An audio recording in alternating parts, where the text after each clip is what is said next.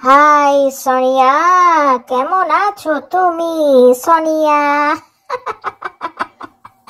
দেখেছো, আমি লালটু ভূত এসে গেছি।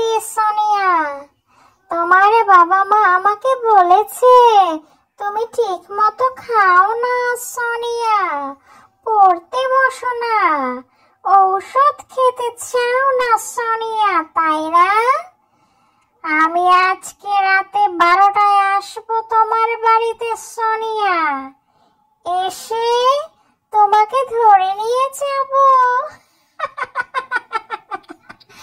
আমার রাজ্যের নাম লালটু ভূতের রাজ্য।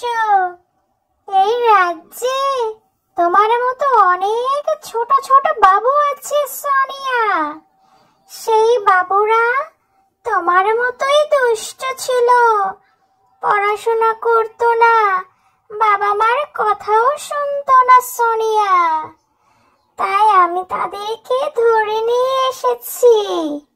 আমি যখন তোমাদের বাড়িতে যাব সোনিয়া, তখন আমি অদৃশ্য হয়ে যাব, আমাকে কেউ দেখতে পাবে না।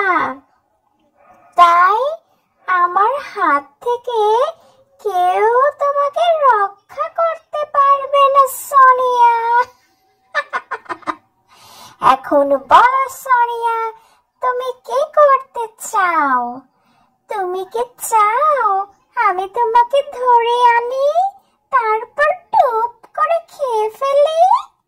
তুমি যদি আমাকে কথা দাও, তুমি ভালো হয়ে যাবে, লক্ষ্মী মেয়ে হয়ে যাবে, বাবা মার কথা শুনবে। সোনিয়া, ঠিক মতো খাবে, স্কুলে যাবে। সোনিয়া, তাহলে আমিও তোমার বন্ধু হয়ে যাব। তুমি বেশি বেশি খেলে তোমার গায়ে অনেক বল হবে, তখন তো আমি তোমার সাথে পারবো না। সোনিয়া, কারণ তখন তো তোমার মাথায় অনেক বুদ্ধি হবে। বেশি বেশি পড়াশোনা করে তুমি তো অনেক কিছু শিখে যাবে। সোনিয়া, তাই বলছি, আজকে থেকে আর দুষ্টু করো না। আমি কিন্তু তোমার বাবা মার কাছে সব খবর নেব, তাদেরকে জিজ্ঞেস করব সোনিয়া কি গুড গার্ল হয়ে গেছে নাকি এখনো দুষ্টুমি করে। যদি তোমার বাবা মা বলে সোনিয়া ভালো হয়ে গেছে, তাহলে তোমাকে আমি ছেড়ে দেব। সোনিয়া, ঠিক আছে?